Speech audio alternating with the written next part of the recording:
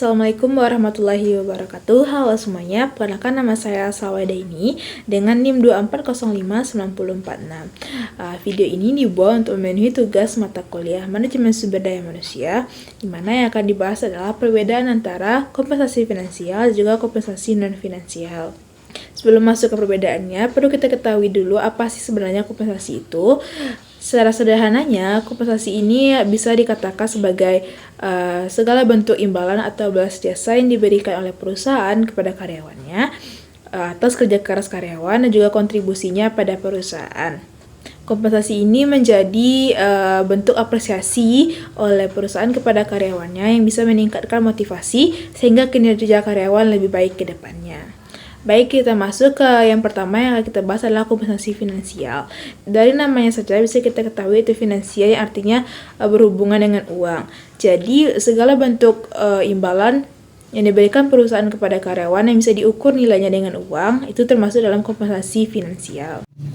Ada yang namanya kompensasi finansial langsung, yaitu kompensasi yang langsung diterima oleh karyawan. Contohnya apa? Contohnya adalah gaji yang diterima oleh karyawan setiap bulannya. Ada upah lembur di mana jam kerjanya itu melebihi dari jam kerja normal.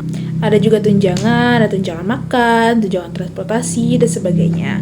Lalu juga ada yang namanya bonus atau insentif di mana yang diberikan kepada karyawan yang bisa memenuhi target kerja.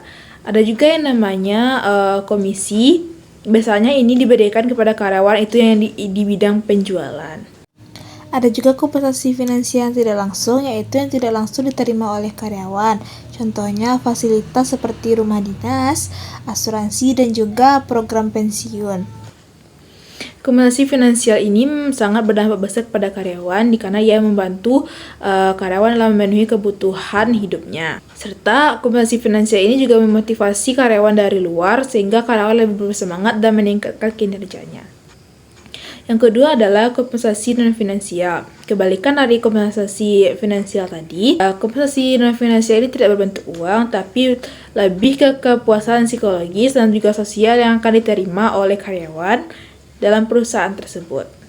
Contohnya saja, pengakuan dari atasan atas kinerjanya, adanya fasilitas untuk pengembangan karir di perusahaan tersebut, lingkungan kerja yang nyaman sehingga tercipta hubungan baik antar sesama rekan kerja dan juga hubungan baik terhadap atasan.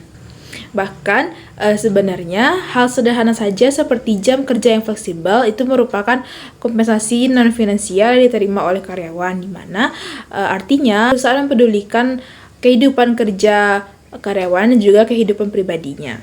Kompensasi non-finansial ini juga berdampak besar di mana setiap karyawan itu juga perlu rasa dihargai, rasa dihormati, didukung dan diberi ruang serta semangat dalam bekerja, sehingga ia akan termotivasi dan sepenuh hati dalam pekerjaannya.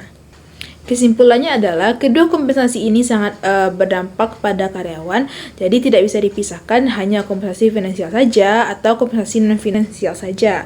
Yang artinya perusahaan harus bisa menyeimbangkan antara kompensasi finansial dan non-finansial karena karyawan sama-sama butuh baik itu materi dan juga rasa peduli dan kepuasan psikologis dalam dirinya untuk kinerja yang lebih baik dan bekerja dalam sepenuh hati tentunya akan berdampak juga terhadap perusahaan tersebut.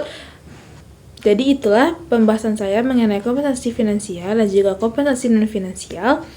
Saya akhiri. Wassalamualaikum warahmatullahi wabarakatuh. Bye-bye.